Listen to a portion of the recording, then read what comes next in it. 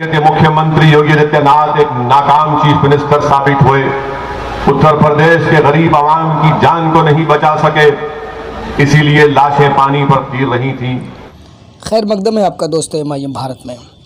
जैसा कि आप जानते हैं कि 2022 के लिए उत्तर प्रदेश की सरजमीन बिल्कुल गर्म है, क्योंकि असेंबली इलेक्शंस हैं 2022 में और हर पार्टी अपना अपना सबको लुभाने में लगी हुई है। लेकिन बैरिस्टर असदुद्दीन ओवैसी साहब का जो नज़रिया है और जो लोगों से बात करने का जो तरीक़ा है बहुत ही अलग है। वो रियलिटी को और डेटा को सामने रख कर के बात करते हैं। वो नाइंसाफ़ी को और जो जुल्म हुए हैं, जो तकलीफ़ें लोगों को दी गई हैं, उसके ख़िलाफ़ वो बात करते हैं। वो कहते हैं कि अगर जुल्म के ख़िलाफ़ अगर कोई हरकत नहीं करते हैं तो फिर वो मरा हुआ इंसान है। लोग मरे हुए हैं जो नाइंसाफ़ी के ख़िलाफ़ बात नहीं कर पाते हैं। उनने और राजनीतिक पार्टियों के बारे में बात की कि नाइंसाफ़ियाँ हो रही हैं, जुल्म हो रहे हैं, एक ख़ास तबके पर जुल्म हो रहे हैं, लेकिन किसी का मुंह नहीं खुलता, जुल्म के ख़िलाफ़ कोई आवाज़ नहीं उठाता, हरकत नहीं करता। तो समझ जाओ कि वो लोग मरे हुए हैं, वो लोग मोरली मरे हुए हैं। और फिर असदुद्दीन ओवैसी साहब ने महिला सेफ्टी की बात की। फिर वहाँ के मुख्यमंत्री, उत्तर प्रदेश के मुख्यमंत्री योगी आदित्यनाथ पर अब्बाजान और इस तरह के कमेंट करने पर भी उनको अच्छी तरह घेरा। और फिर ये कहा कि जब कोविड का सेकेंड वेव आया था तो किस तरह से ऑक्सीजन की कमी के कारण, डॉक्टर्स की कमी के कारण लोगों ने करीब 1 लाख लोगों ने अपनी जानें गंवा दी। ये सारी बातें, ये सारे पोल खोलने के बाद आखिर में असदुद्दीन ओवैसी ने आईएएस इफ्तिखार साहब के बारे में भी बात की और मौलाना कलीम सिद्दीकी के बारे में भी जिक्र किया कि इन दोनों के लिए जिस तरह से उत्तर प्रदेश की सरकार है, जिस तरह से ये काम कर रही है, ये बिल्कुल संविधान के ख़िलाफ़ है। 6 साल पुराना कोई वीडियो निकाल कर इफ्तिखार, जो आईएएस इफ्तिखार जो सीनियर आईएएस ऑफिसर हैं, उनके ऊपर इल्ज़ाम लगाती है और मौलाना कलीम सिद्दीकी पर कोई भी आवाज़ नहीं उठाता, ना एसपी, ना ये बीएसपी, ना ही कांग्रेस। तो यही वो नाइंसाफ़ियाँ हैं जो असदुद्दीन ओवैसी सबकी बात कर रहे थे। आप खुद सुने उनको वो क्या कह रहे हैं। पिछले 4.5 साल से उत्तर प्रदेश में बीजेपी की सरकार है और मुख्यमंत्री योगी आदित्यनाथ हैं। बड़ी बड़ी बातें करते हैं, बड़े बड़े दावे करते हैं जो सच्चाई पर मबनी नहीं है कि हमने उत्तर प्रदेश में सबका साथ, सबका विकास, सबका विश्वास किया। मेरे अजीज दोस्तों और बुजुर्गों, मैं बीजेपी की सरकार से पूछना चाहता हूं, क्या ये बात सच नहीं है कि जब कोरोना की दूसरी लहर आई, मार्च से लेकर जुलाई तक उत्तर प्रदेश में लोग ऑक्सीजन के लिए तड़प रहे थे, तो योगी आदित्यनाथ की सरकार ऑक्सीजन फराहम करने में नाकाम साबित हुई। उत्तर प्रदेश में लोग कोरोना से मर रहे थे तो अस्पताल में डॉक्टर्स मौजूद नहीं थे, और डॉक्टर्स नहीं मौजूद होने की एक अहम वजह यह थी कि योगी आदित्यनाथ की सरकार ने डॉक्टर के वो जो सैंक्शन पोस्ट थे उनके ऊपर डॉक्टर का तकर्रुर नहीं किया। क्या ये बात सच नहीं है कि उत्तर प्रदेश में कोरोना की दूसरी लहर में कम से कम 1 लाख से ज्यादा लोगों की मौतें हुई हैं? क्या बीजेपी की सरकार ये नहीं जानती कि पानी के ऊपर, तालाब में, कभी गंगा के पानी के ऊपर गरीब उत्तर प्रदेश आवाम की लाशें तैर रही थी। लोगों को, आवाम को, जनता को अंतिम संस्कार करने के लिए लकड़ियां नहीं मिली तो उन्होंने या तो पानी में छोड़ दिया अपने वालिद की, अपनी मां की, अपने रिश्तेदार की लाश को, या अगर जमीन नहीं मिली दफनाने के लिए तो नदी के किनारे लाशों को दफना दिया गया। बताओ उत्तर प्रदेश की बीजेपी की सरकार, क्या यह सच नहीं है कि इस दुनिया ने देखा और हमारी आंखों ने भी देखा कि कैसे नदी के किनारे कुत्ते किसी के बाप की, किसी की मां की लाश को लोच कर खा रहे थे? क्या यह विकास है आपका कि जिसको दफनाने के लिए जमीन नहीं मिली, जिसको जलाने के लिए लकड़ी नहीं मिली, जिसको अस्पताल में ऑक्सीजन नहीं मिला, जिसकी जान बचाने के लिए दवाएं नहीं मिली, डॉक्टर नहीं मिला, और आज आप बड़े बड़े झूठे दावे कर रहे हैं विकास के? ये कौन सा विकास है आपका, बताइए आप। और अफसोस तो इस बात का है कि हमारे प्रधानमंत्री जो अमेरिका के दौरे पर गए और उनको इस बात की बड़ी नाराजगी है प्रधानमंत्री को, कि हमको भी नाराजगी है कि हमारे देश का प्रधानमंत्री जब अमेरिका के सदर के घर व्हाइट हाउस पर गया तो प्रधानमंत्री जब गाड़ी से उतरे तो वहां पर जो बाइडेन नजर नहीं आए। जो बाइडेन नरेंद्र मोदी जी का इस्तेमाल करने नहीं ठहरा था फूल का गुलदस्ता लेकर, बल्कि जो बाइडेन अंदर कमरे में बैठे थे, हमारे प्रधानमंत्री को अंदर जाकर जो बाइडेन को मिलना पड़ा। प्रधानमंत्री अमेरिका के दौरे से वापस जैसा ही उतरे, रात में 8:45 पर पार्लियामेंट की नई बिल्डिंग को देखने चले गए और जाकर बड़ा तफसीली मायना किया, घूर घूर कर देखा बिल्डिंग कितनी बड़ी बन रही है, क्या काम हो रहा है। वहां पर पार्लियामेंट की बिल्डिंग पर काम करने वाले मजदूरों से बात की, मगर हम देश के प्रधानमंत्री से पूछना चाहते हैं, जब उत्तर प्रदेश में गरीब आवाम की लाशें पानी पर तीर रही थी, जब उत्तर प्रदेश के अस्पतालों में इलाज के लिए बेड नहीं मिल रहा था, जब उत्तर प्रदेश में गरीब मर रहा था घुट घुट कर, प्रधानमंत्री नहीं आए देखने के लिए क्या हो रहा है, कैसे हो रहा है। मगर पार्लियामेंट की एक जेर तामीर बिल्डिंग को देखने के लिए प्रधानमंत्री अपने कैमरामैन को, अपने फोटोग्राफर को लेकर जाते हैं। आज आप बताइए कि जब लोग उत्तर प्रदेश में 1 लाख से ज्यादा कोविड की सेकेंड वेव में मर गए, इनके ताल्लुक से कोई कुछ नहीं कहता। जिला परिषद का चुनाव कराया गया, 1200 गवर्नमेंट के मुलाजिमीन की मौत हो गई कोविड की वजह से। क्या ये विकास है? मुख्यमंत्री कहते हैं कि मैं राशन सबको देता हूं, और उन लोगों को पहले मिलता था जो अब्बा जान कहते थे। हम उत्तर प्रदेश के मुख्यमंत्री से पूछना चाह रहे योगी आदित्यनाथ, क्या ये बात सच नहीं है कि मोदी सरकार ने पार्लियामेंट को यह बताया, भारत की संसद को, लोकसभा को, जो मुल्क की सबसे बड़ी पंचायत है, कि पूरे देश में 9 लाख ऐसे मासूम बच्चे हैं जो भूख और फाकाकशी की वजह से कमजोर पड़ चुके। तो लोकसभा में मोदी सरकार ये बताती है कि पूरे मुल्क में 9 लाख अगर बच्चे कमजोरी का शिकार हो चुके हैं भूख और फाकाकशी की वजह से, तो 4 लाख तो सिर्फ उत्तर प्रदेश के थे। क्या यह आपका विकास है योगी आदित्यनाथ? आज उत्तर प्रदेश में लाखों की तादाद में नौजवान बेरोजगार हो चुका। रोजगार की तलाश में नानपारा और बहराइच का नौजवान दिल्ली या कभी मुंबई जाकर अपनी किस्मत चमकाने की कोशिश करता है, अपने दो वक्त की खाने के इंतजाम करने के लिए इतने दूर दूर चला जाता है। बताओ आपने कितने उत्तर प्रदेश के बेरोजगारों को रोजगार दिया? और खुद असेंबली में योगी सरकार के मंत्री कहते हैं कि उत्तर प्रदेश में 33 लाख बेरोजगार नौजवानों के नाम लिखे गए जिनको नौकरी की जरूरत है। रोजगार किसको मिला? अगर मैं आज इस हजारों की तादाद के इस जलसे में आपसे एक सवाल करूंगा कि कितने लोगों को नौकरी नहीं मिली, जरा हाथ तो उठा दो। कितने लोगों को नौकरी नहीं मिली, हाथ तो उठा दो। क्या बाबा ने नौकरी दी आपको?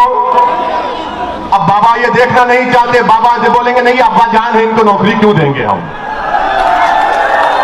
नौकरी तो सबको चाहिए ना, चाहे वो किसी मजहब का हो, किसी जात बरादरी का हो, मगर झूठ पे झूठ इतना कह जाते हैं कि नौकरी दे दी गई।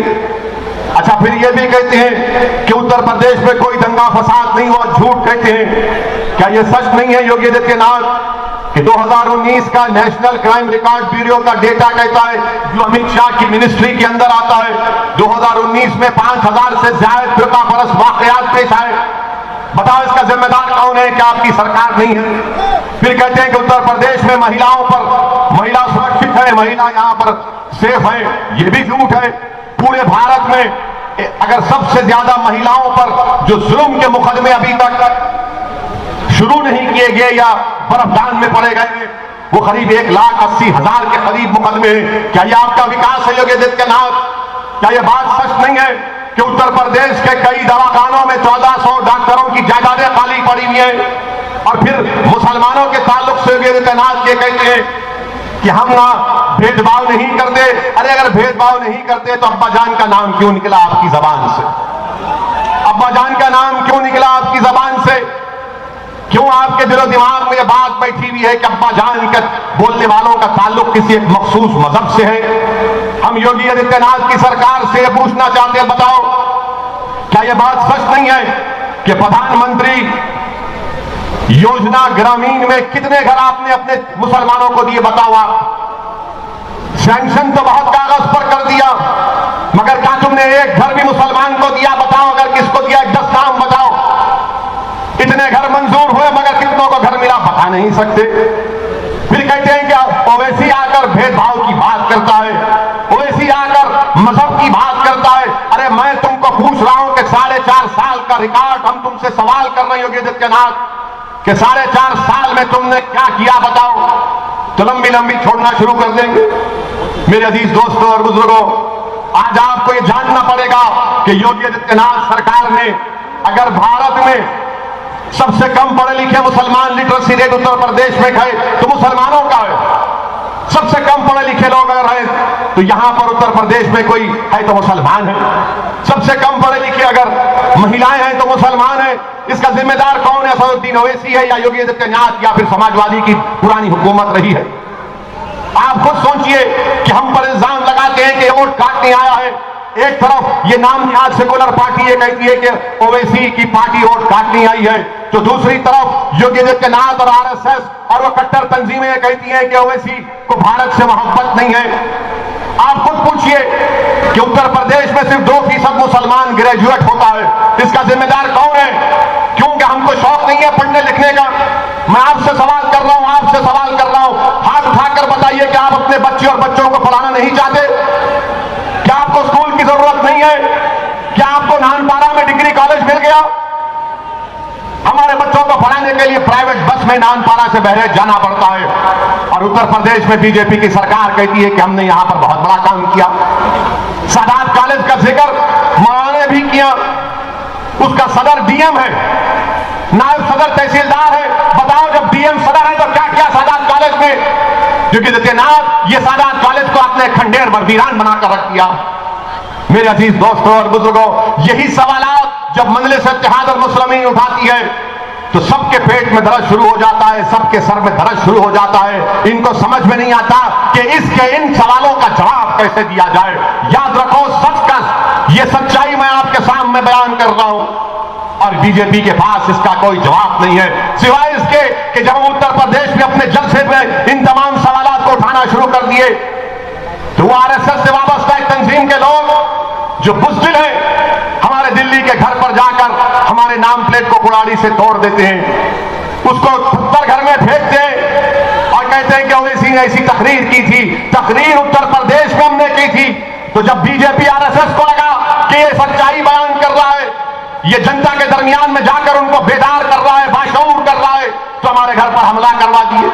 और हमारे घर के बाजू पड़ोसी इलेक्शन कमीशन है, जिस तरह 10 कदम पर दिल्ली का पुलिस का हेडक्वार्टर है और पुलिस हजरत पुलिस है, आराम से 20 मिनट के बाद आती है अपने दामादों को बुझाने के बाद हमारे घर पर।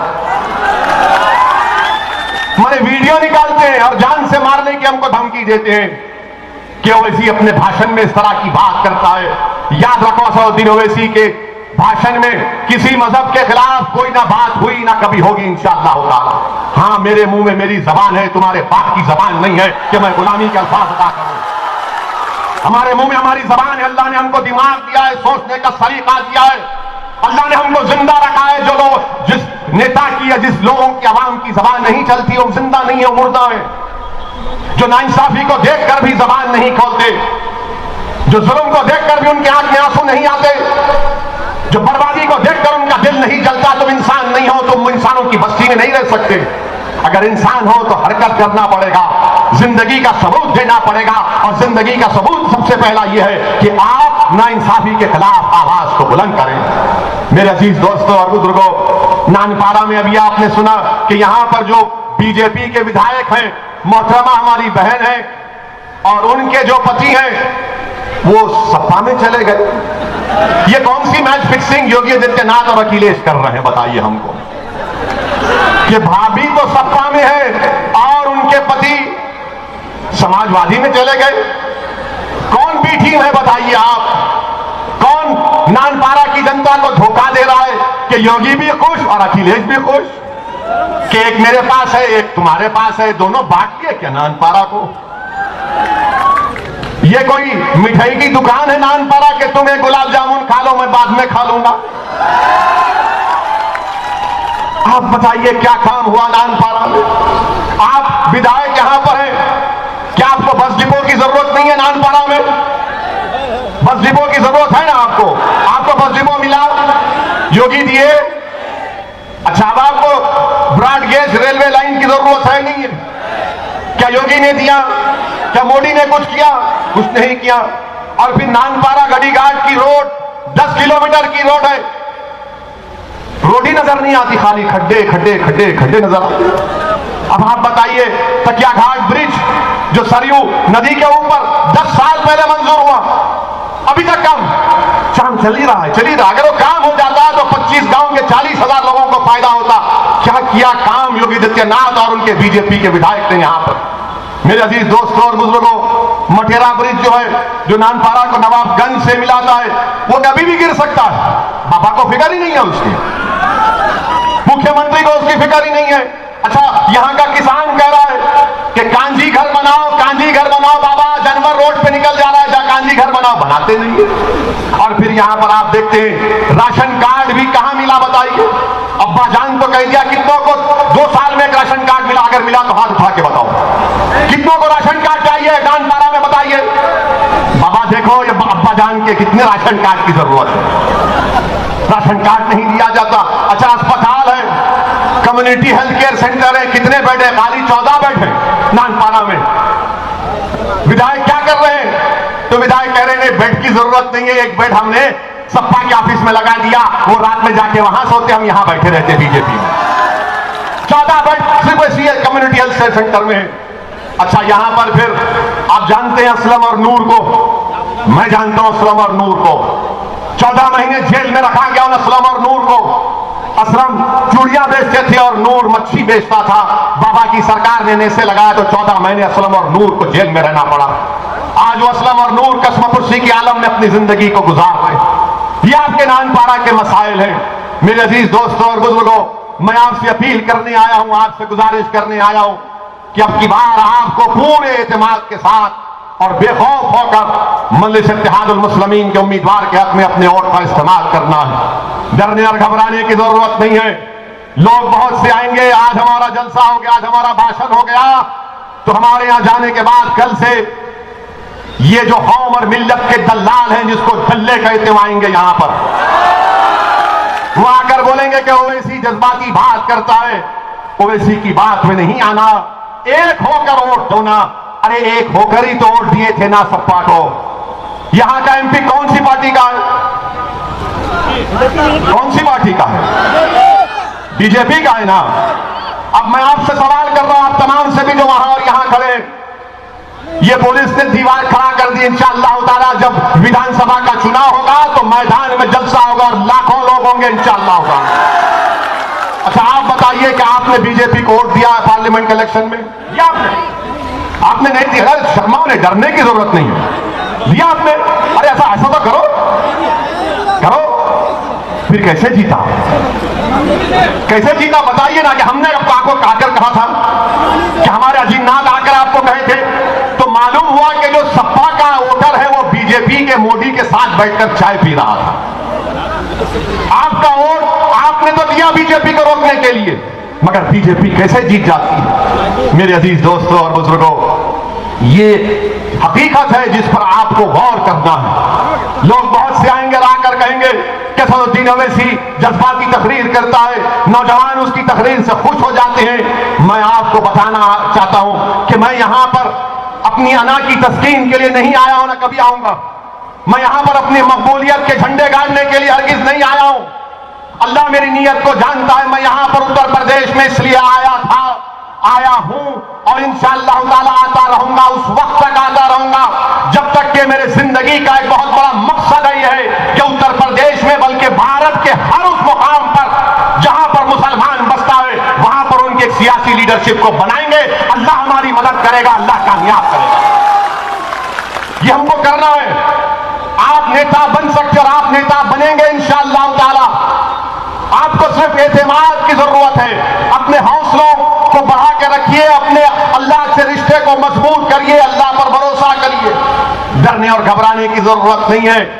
लोग बोलते हैं कि हाँ ये तमाम जुल्म के वाकयात हुए हैं। मैं आपको बता रहा हूं मेरे अजीज दोस्तों और बुजुर्गों, उलेमाओं की मौजूदगी में, जिम्मेदारों की मौजूदगी में आपसे बता रहा हूं कि क्या तुमने मक्के की तारीख को तुम भूल गए? क्या तुम मक्के की तारीख को भूल गए? क्या तुम उहद के मैदान को भूल गए? क्या तुम मुवत्ता के मैदान को भूल गए? क्या तुम ताइफ के सफर को भूल गए? क्या तुम करबला के मंजरों को भूल गए? क्या तुम्हारी तारीख यह है कि तुम चमन पर चलकर आप आए हो? नहीं, हम यहां पर खाक और खून के दरियाओं से गुजर कर आए हैं। हमारे आका मोहम्मद मुस्तफा सल्लल्लाहु अलैहि वसल्लम के जिस्म मुबारक पर ऊन की उजड़ी डाली गई थी। ताइफ के सबर में रसूलुल्लाह सल्लल्लाहु अलैहि वसल्लम पर पत्थर बरसाए गए थे, अपने मुबारक खून में लहूलहान हो गए। रसूलुल्लाह सल्लल्लाहु अलैहि वसल्लम से काबे के सहन में दरदराजी की गई। सिद्दीक़ अकबर को मारा गया, इतना मारा गया कि चेहरा नजर नहीं आता था। क्या तुम भूल गए हज़रत बिलाल के जुल्म को कि रेत पर निकालकर गरम गरम पत्थर उनके सीने पर रख दिए जाते? क्या तुमने हज़रत सुमैया की शहादत को भूल गए कि हामिला थी और जालिम ने नेज़ा मार दिया? क्या तुमने उहद के मैदान में दंदाने मुबारक की शहादत को भूल गए? क्या तुमने उहद के मैदान में अमीर हमजा की शहादत को भूल गए कि जिस्म पर कफन में रखा गया तो पैर नजर आते तो कभी हाथ नजर आता? क्या तुमने बदर के उमर नजारों को भूल गए? क्या तुमने करबला में नवासे रसूल की शहादत को भूल गए? क्या तुमने दरियाए फरात के किनारे जो अहले बैत का खून लाल हुआ उनकी कुर्बानियों को भूल गए? तो फिर डरना किस बात का? याद रखो, इस दीन की बुनियादों में हमारे बुजुर्गों का खून है। ये दीन अगर कायम है तो बासलम बरदार ने इसमें कुर्बानी दी है।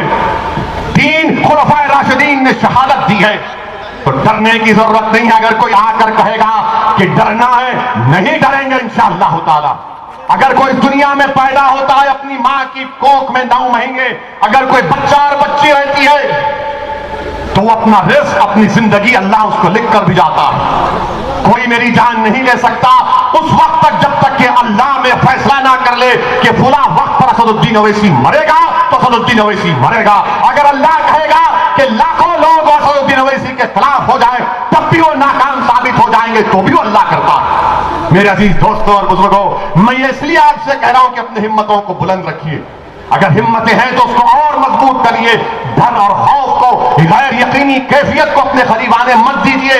ये मुल्क हमारा है, ये मुल्क हमारा है, याद रखो। इस मुल्क की आजादी के लिए हमारे बुजुर्गों ने अपना खून पसीना बहाया, अपनी जानों को कुर्बान कर दिया, माल्टा की जेलों में सजा काटी, काला पानी की सजा काटी अल्लामा फजल खैराबादी रहमतुल्लाह अलैह ने। मेरे अजीज दोस्तों और बुजुर्गों, हमारे उलमाओं ने अंग्रेजों के खिलाफ जिहाद का फतवा दिया था, और जिहाद का फतवा देने के बाद सियाही सूखने से पहले हमारे उलमाओं ने अपनी जानों की कुर्बानी पेश कर दी, नजराने पेश कर दिए। दिल्ली से लेकर मौजूदा पड़ोसी मुल्क का जो रास्ता है, उन पेड़ों पर हमारे उलमाओं की 1 लाख लाशें लटकी हुई थी। क्या तुम उनकी कुर्बानियों को फरामोश कर दोगे डर कर? किस बात का डर है तुमको? किस बात का डर है? अरे डर पैदा करना है तो अल्लाह का डर पैदा करो। जिस दिन हमारे दिलों में अल्लाह का डर और रसूलुल्लाह सल्लल्लाहु अलैहि वसल्लम की मोहब्बत पैदा हो जाएगी, कोई डर तुम्हारे करीब नहीं आएगा इंशाअल्लाह ताला। ये लोग जानते हैं हमारी तबीयतों से कि इनको कभी बोल कर देखो, कभी मार कर देखो, कभी ढकेल कर देखो, कभी जेल में डाल कर देखो, कभी गोली चला कर देखो। मगर मेरे अजीज दोस्तों और बुजुर्गों, डर डर कर जिंदगी नहीं गुजारना है। संविधान जिसको बाबा साहेब अम्बेडकर ने बनाया और संविधान कहता है कि भारत में कोई किसी मजहब का हो, उसकी जान की कीमत एक होगी, उसकी जान की कीमत एक होगी। अगर मुसलमान और दलित है तो उसकी जान की कीमत किसी से कम नहीं है, याद रखो। तुम अपनी जान की कीमत नहीं जानते, तुम्हारी जान की बड़ी कीमत है, तुम्हारी जान की बड़ी कीमत है। और हम अपना खून को, अपने नौजवानों के मुस्तकबिल को ऐसा जाने नहीं देंगे। हम अपने हक के लिए लड़ेंगे। और हमारा हक क्या है? मैं ये नहीं कह रहा हूं कि आसमान से हम तारे तोड़ कर लाएंगे या चांद से मट्ठी लाएंगे।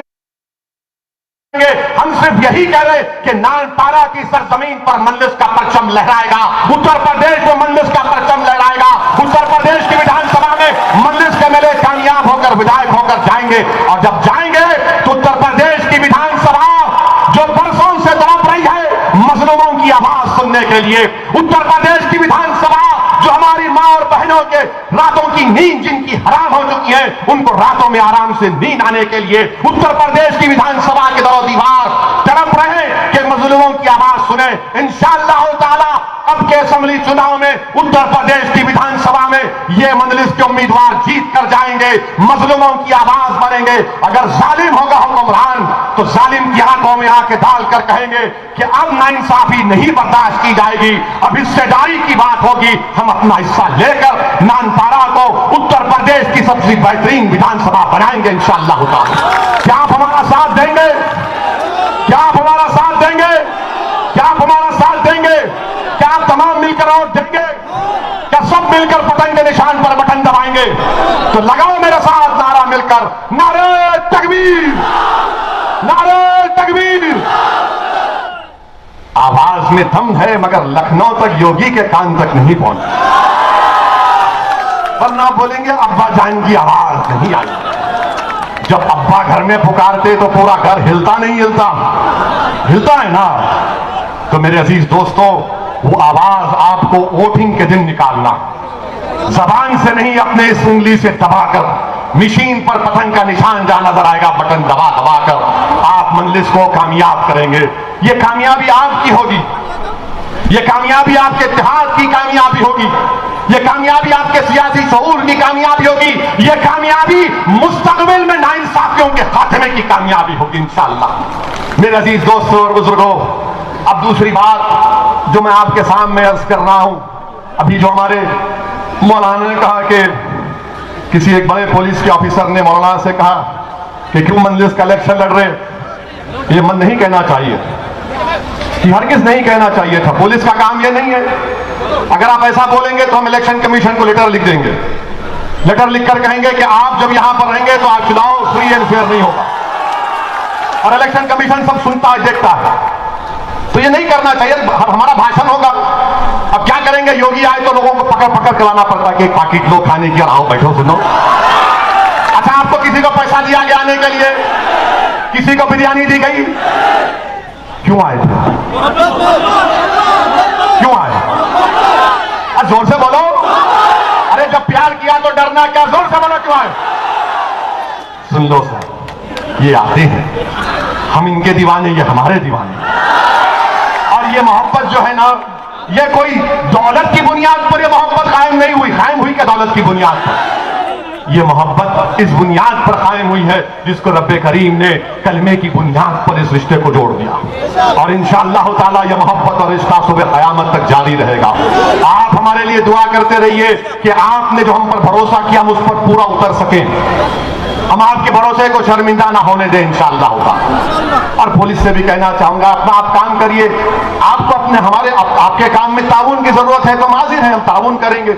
मगर ये बोलना मौलाना को कि ये क्यों कर रहे, वो क्यों कर रहे, भारत का संविधान आपसे बड़ा नहीं है, ना मुझसे बड़ा है, ना योगी से बड़ा है, ना मोदी से बड़ा है। भारत के संविधान के तहत सबको काम करने की इजाजत है। हम अपना काम कर रहे हैं, आप अपना काम करो। जेल में डालना चाहते डाल दो, आप जेल में कितनों को डालेंगे? उत्तर प्रदेश की जेलों में 27% अगर कोई जेल में तो मुसलमान, कितनों को सजा होती है? सिर्फ 4 या 5% लोगों को सजा होती है। क्यों डाला जाता है जेल में? हाँ, अगर जेल में डालना है तो गोरखपुर में एक शख्स को होटल में गोली मार दी गई। हम बाबा से पूछना चाहते हैं, बाबा गोरखपुर में गोली मार दी गई और आप सिर्फ 3 लोगों को अरेस्ट करेंगे? एक को गोली मार दी गई तो उससे कह रहे हैं उसकी हमारी बहन से जो बेवा हो चुकी है कि 10 लाख ले लो, नौकरी ले लो। क्या किसी को गोली मारकर कहेंगे कि 10 लाख ले लो, नौकरी ले लो, तो कितने लोग तैयार होंगे? क्या इंसान की जान की कीमत 10 लाख हो सकती है? कोई पत्नी अपने पति की जिंदगी को 10 लाख में कबूल करने के लिए कोई तैयार नहीं हो सकती। हम योगी आदित्यनाथ की सरकार से कह रहे हैं कि आपकी हुकूमत ये ठोक दो की पॉलिसी छोड़ दो, ये ठोक दो की पॉलिसी छोड़ दो। जब से योगी आदित्यनाथ ने उत्तर प्रदेश की विधानसभा में खड़े होकर कहा था कि ठोक देंगे, देखो ठोक दिया गया है। एक हमारी बहन बेवा हो चुकी है, बच्चे यतीम हो चुके हैं आपके गोरखपुर में। मेरे अजीज दोस्तों और बुजुर्गों, इन बातों पर आपको गौर फिक्र करना है। अब तीसरी और अहम बात की है, टाइम है ना? कब तक टाइम दिए? टाइम है ना, वरना फिर आपको ले जाएंगे। आप जाने तैयार हैं ना? ठीक है, हम बोलकर चले जाते हैं, जाएंगे। मेरे अजीज दोस्तों और बुजुर्गों, मैं आपसे अर्ज कर रहा था कि मजलिस पर इल्जाम ये लगाया जाता है कि मजलिस लड़ती है तो मुसलमानों के वोट को डिवाइड करती है। हमने आपसे पूछा कि पार्लियामेंट के इलेक्शन में क्या आपने बीजेपी को वोट दिया, तो आप तमाम ने कहा कि नहीं दिया। क्या पार्लियामेंट के चुनाव में मजलिस का कोई उम्मीदवार था, कैंडिडेट था? नहीं था। तो कैसे बीजेपी जीत गई यहां से? क्या पार्लियामेंट के चुनाव में, सांसद के चुनाव में बीएसपी और सपा ने मिलकर चुनाव नहीं लड़ा? तो फिर आखिर क्या वजह है कि 15 सीट जीत पाए सपा और बीएसपी वाले? हम तो मौजूद नहीं थे, तो मालूम हुआ कि मुसलमान तो वोट दिया सपा और बीएसपी को, झोली भर भर के दिया, मगर जो सपा और बीएसपी का जो हिंदू वोटर था, जो हमारा हिंदू भाई है, उसने कहा कि मोदी को वोट देंगे। मेरे अजीज दोस्तों और बुजुर्गों, आपको मुसलमानों को बहलाने के लिए, उत्तर प्रदेश के मुसलमानों को, बल्कि भारत के मुसलमानों को बहलाने के लिए, फुसलाने के लिए हमारे हाथ में खिलौना दे दिया गया। एक मुस्लिम वोट बैंक है, मुस्लिम वोट बैंक है। इस मुल्क में कभी भी मुस्लिम वोट बैंक नहीं था, ना कभी रहेगा। हमारे वतन अजीज भारत में हमेशा हिंदू वोट बैंक था और हिंदू वोट बैंक ही रहेगा। यह हकीकत आपको समझना पड़ेगा। अगर समाजवादी हार गई, बीएसपी हार गई, तो जब हारते कहते मुसलमान ने वोट नहीं दिया, हकीकत यह है कि उनको हमारे हिंदू भाई और बहनों ने वोट नहीं दिया। इसीलिए हिम्मत नहीं है समाजवादी और बीएसपी के लोगों को, उनके नेताओं को यह हकीकत को बयान कर सके। आप बताइए, जब यह होता है तो फिर यह नतीजा निकलता। आज आप बताइए मेरे अजीज दोस्तों और बुजुर्गों, हम पर इल्जाम लगाते हैं कि हम वोट काटने आए हैं। अरे कहां का वोट हम काट रहे हैं बताओ? भारत के 3 पार्लियामेंट की सीट पर हम इलेक्शन लड़े, 2 पर हमने, एक पर हैदराबाद के अवाम को सलाम, हमने बीजेपी को वहां हराया। अच्छा, हमारे खिलाफ बाबा भी आए थे, बाबा भी आके बहुत लंबा लंबा छोड़ के गए थे। हम भी बोले आइए, आना चाहिए, बोलना चाहिए, बोले वो, कुछ नहीं हुआ, टाइम हो गए। औरंगाबाद महाराष्ट्र में इम्तियाज जलील हमारे एमपी है, वो भी आएंगे उत्तर प्रदेश को इंशाल्लाह। इम्तियाज जलील ने शिवसेना के 21 साल पुराने एमपी को हराया। फिर हमने तीसरी सीट लड़ी किशनगंज, बिहार में, सीमांचल की वो सरजमीन जहां पर लाखों की तादाद में लोग बसते हैं और भारत का सबसे पिछड़ा इलाका है, वहां पर हमने 3 लाख वोट हासिल किए। बीजेपी नहीं जीती, कांग्रेस जीती वहां पर। तो बताओ हमसे क्यों इतना डर है? हमसे डर इसलिए है कि ये नहीं चाहते कि मुसलमान इनको छोड़कर चला जाए। हम आपसे कह रहे हैं कि यकीनन बीजेपी को हराएंगे इंशाअल्लाह ताला, हम हराएंगे इंशाअल्लाह ताला बीजेपी को। मगर मुसलमानों का मसला क्या है? जब जंग की तैयारी होती है तो हमको जंग के मैदान में लाकर छोड़ देते हैं कि बेटा तुम भिड़ो बीजेपी से, और भाग जाते हैं, छोड़ के हमको, छोड़ के भाग जाते हैं हमको। मैं पहले भी कहा, आज भी कह रहा हूं, बीजेपी को रोकना जरूरी है। बीजेपी नहीं बल्कि आरएसएस को रोकना जरूरी है। मगर क्या रोकना मेरी जिम्मेदारी है? क्या रोकना सिर्फ मेरी जिम्मेदारी है, तुम्हारी जिम्मेदारी नहीं है? कैसे राहुल गांधी हार गए? राहुल गांधी क्यों हारे अमेठी में? अखिलेश यादव के परिवार के 3 लोग हार गए, हम जिम्मेदार? मेरे अजीज दोस्तों और बुजुर्गों, अगर आप अपने ओर से, दलित भाइयों के ओर से और ओम प्रकाश राजभर साहब के संकल्प मोर्चा में जो कमजोर तबकात सब एक होकर वोट डालेंगे, तो हम अपनी लीडरशिप को बनाएंगे यहां पर, हम लीडरशिप को बनाएंगे यहां पर। लीडरशिप को पसंद नहीं करते, ना बीजेपी पसंद करती, ना समाजवादी पसंद करती, ना बीएसपी पसंद करती, कोई नहीं पसंद कर सकता।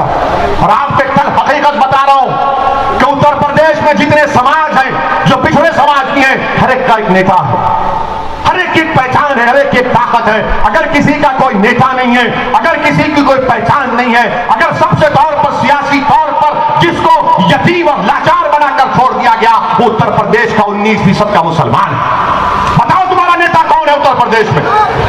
कोई है आपका नेता उत्तर प्रदेश में? नाम लो उसका, मैं कहता हूं नाम लो उसका। आपके पास नाम नहीं लिया जाता। हां, नाम ले सकते हो उन लोगों का जो जीत जाते हैं, मगर जीतने के बाद जब जाकर बोलने का वक्त आता है नाइंसाफी के खिलाफ, तो गूंगे बन जाते हैं, गूंगे बन जाते हैं। मेरे अजीज दोस्तों और बुजुर्गों, मेरी आपसे गुजारिश है कि अपने वोट का सही इस्तेमाल करिए। लोग आकर आपको बहुत सी बातें बोलेंगे, मैं जितने सवालात किया उसको याद रखो। नौजवानों, मैं तुमसे एक गुजारिश कर रहा हूं कि आप मेरा काम करोगे। नौजवानों, मेरी इस तकरीर को जरा डालो सोशल मीडिया पे, यूट्यूब पर डालो, टिकटॉक तो खत्म हो गया, पर इंस्टाग्राम पे डालो। वो जो फसाद बुक है जिसको जिसको फेसबुक कहते हैं उस पर भी डालो, सब जगह डालो, ताकि घर घर तक हमारी बात पहुंच जाए, हमारे उलमाओं तक, हमारे मशाइखीन तक, हमारी इज्जतदार माँ और बहनों तक ये सच्चाई का पैगाम उनके कानों तक पहुंच जाए, और फिर आप फैसला करो।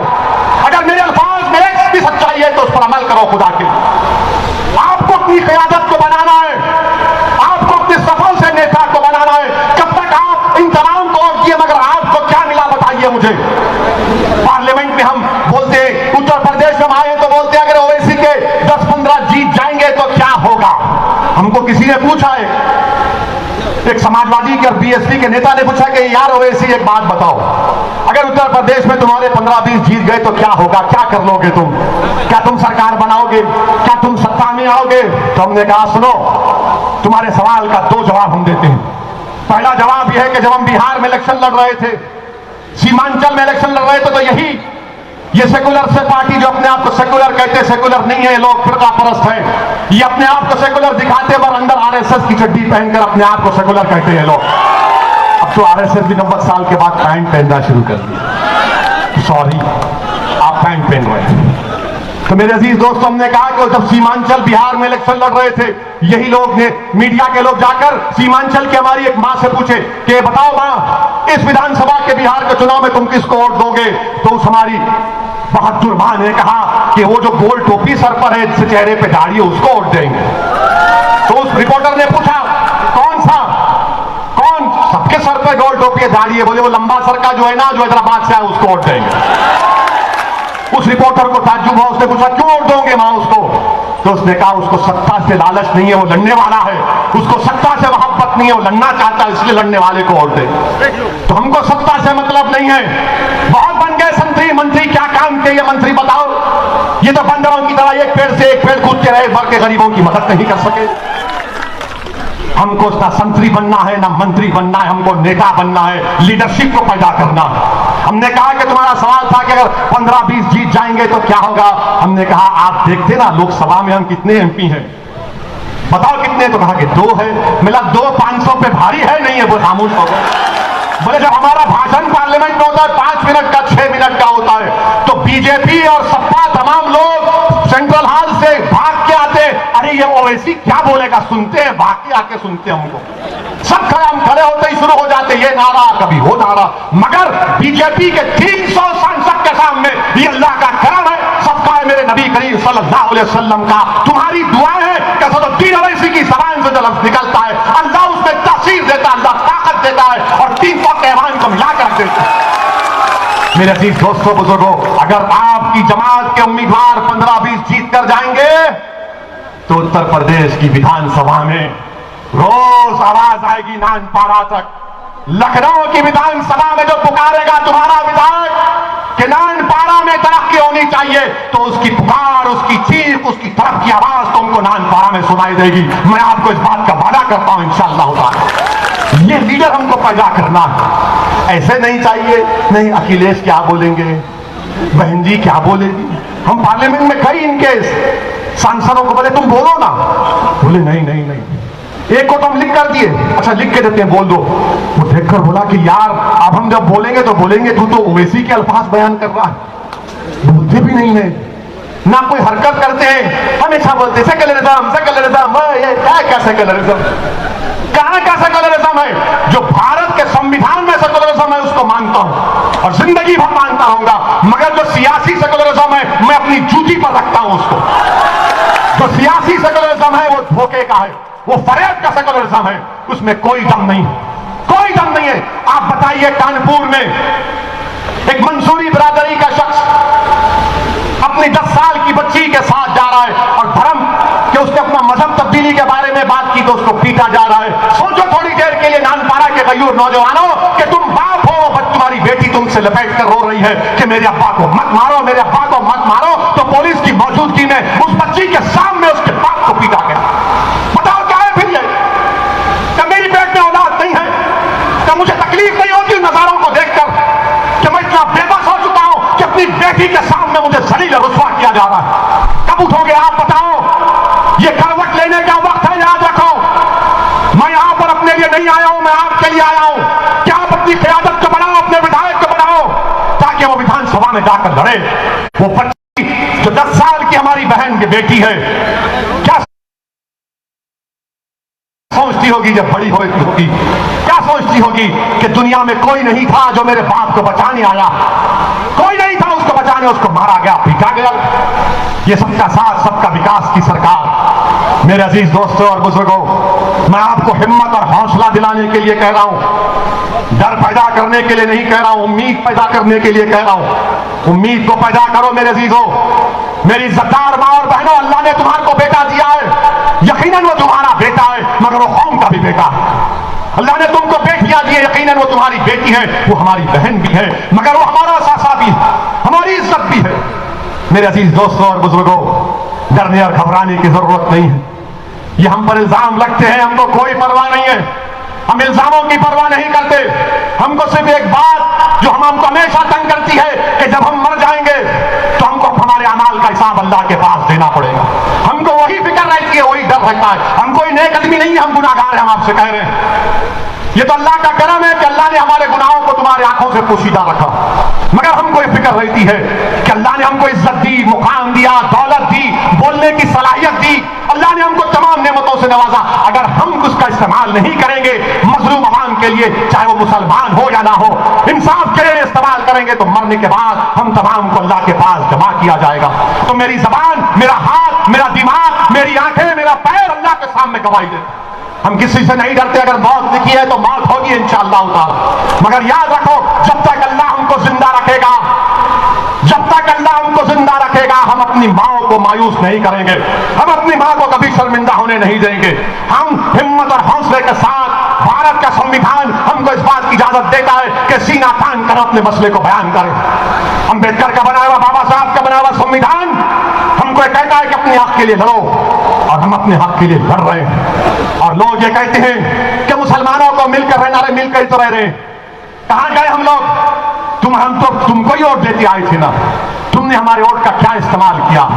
मेरे अजीज दोस्तों और बुजुर्गों, मेरी आपसे अपील है कि आने वाले चुनाव में अपने एक वोट का सही इस्तेमाल करिए।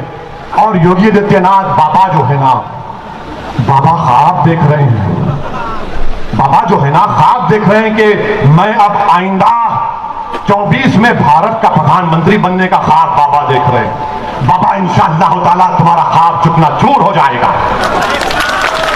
आप चुकना चूर करेंगे नहीं करेंगे उनके ख्वाब को? ख्वाब को चुकना चूर करना भोग दो नहीं करेगा। अब बाबा ख्वाब देख रहे हैं मैं दिल्ली जाऊंगा, प्रधानमंत्री बनूंगा। अब बीजेपी में भी बड़ी परेशानी शुरू हो गई। बीजेपी के लोग पूछ रहे हैं ये क्या कह रहा है ये? मगर इंशाअल्लाह ताला मुझे यकीन है कि आने वाले विधानसभा के चुनाव में मजलिस इत्तेहादुल मुस्लिमीन के उम्मीदवारों को आप अपने वोट से, अपनी दुआओं से, अपनी मोहब्बतों से कामयाब करेंगे। मैं आपका शुक्रिया अदा करता हूं कि बावजूद इसके कि आपको इस मुकाम पर आने के लिए बीजेपी की तरफ से, सपा की तरफ से रुकावटें डाली गई, मगर याद रखो जो लोग रुकावटें डाल रहे हैं, तुमको मैं एक वाकया सुनाकर अपनी बात को खत्म कर दूंगा। अभी हमारे मौलाना ने कहा कि रुकावटें डाली गई, मगर याद रखो नानपारा की जनता, नानपारा की मेरी इज्जतदार मां और बहनों, नानपारा के मेरे गयूर नौजवानों, रास्ता नहीं बदलना कभी भी। रास्ते में रुकावटें आएंगी मगर रास्ता नहीं बदलना। क्यों नहीं बदलना? क्योंकि मक्के की सरजमीन पर एक खातून रसूलुल्लाह सल्लल्लाहु अलैहि वसल्लम पर रोज कचरा फेंकती थी ना, सुना तुमने कि रोज कचरा फेंकती थी?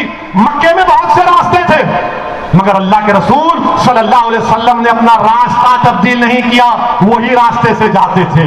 एक दिन ऐसा आया कि वो तंग हो गई और जब वो बीमार पड़ी तो रहमतुल्लाह अलमीन सल्लल्लाहु अलैहि वसल्लम ने जाकर उसकी तीमारदारी की। तो उसने रहमतुल्लाह अलमीन की रहमत को देखा, महसूस किया, तो उसने कहा अशहदु अल्ला इलाहा इल्लल्लाह व अशहदु अन्ना मुहम्मद रसूलुल्लाह। मगर रास्ता नहीं बदलना। रुकावटें आएंगी मगर रास्ता नहीं बदलना मेरे अजीज दोस्तों और बुजुर्गों। और आप जानते हैं कि योगी सरकार ने उत्तर प्रदेश के एक सीनियर IAS ऑफिसर जिनका नाम इफ्तिखार साहब है, योगी सरकार ने 6 साल पुराना उनका एक वीडियो निकाला जिसमें वो बैठे हैं, कुरान की तिलावत हो रही है और 8-10 लोगों से कहा जा रहा है कि इस्लाम की दावत दो, इस्लाम की तबलीग करो, इस्लाम की तरफ लोगों को रागिब करो। उसमें ना किसी को पैसे देने की बात कि तुम पैसे ले लो दीन कबूल करो, ना उसमें किसी को डराया गया। मगर योगी सरकार 6 साल पुराने वीडियो को निकालकर एक बहुत ही सीनियर आईएएस ऑफिसर को परेशान कर रही है। हम अल्लाह से दुआ करते हैं कि अल्लाह सुब्हानहू व तआला इफ्तिखार साहब की मदद करे, और अल्लाह जरूर करेगा इंशाअल्लाह। और दीन की दावत हम देते रहेंगे। संविधान हमको इस बात की इजाजत देता है, अगर कोई दीन कबूल करता है, कोई भी दीन, अगर पैसों का लालच दिया गया तो सुप्रीम कोर्ट के फैसले गलत है। मगर आप ये कह रहे हैं कि इफ्तिखार साहब ने ये किया, अच्छा इफ्तिखार साहब पर हुआ तो क्या किसी ने आवाज उठाई? क्या सपा के लोगों ने कहा कुछ? क्या बीएसपी के लोगों ने कहा? मौलाना कलीम को जानते हैं ना, मौलाना कलीम सिद्दीकी को जानते हैं, उनके बारे में किसी ने कुछ कहा? क्यों नहीं कहते? इसलिए नहीं कहते कि अगर इफ्तिखार और कलीम के बारे में कहेंगे तो दूसरे नाराज हो जाएंगे। दूसरों की नाराजगी मोल लेना नहीं चाहते और हमारी तकलीफ और नाइंसाफी के खिलाफ आवाज नहीं उठाना चाहते। मेरे अजीज दोस्तों बुजुर्गों, इसीलिए मैंने कहा ये सियासी सेकुलरिज्म को मैं जूती पर रखता हूं। जो संविधान का सेकुलरिज्म है उसको सलाम करता था और सलाम करता रहूंगा। मुत्तहिद रहिए, इत्तेहाद पैदा करिए और नानपाड़ा के हर पोलिंग बूथ पर अपनी ऑर्गेनाइजेशन को मजबूत करिए।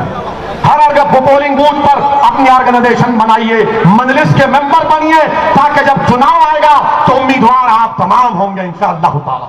आप तमाम इंशाअल्लाह ताला मंजिल को कामयाब करेंगे। मेरा आपका फिर से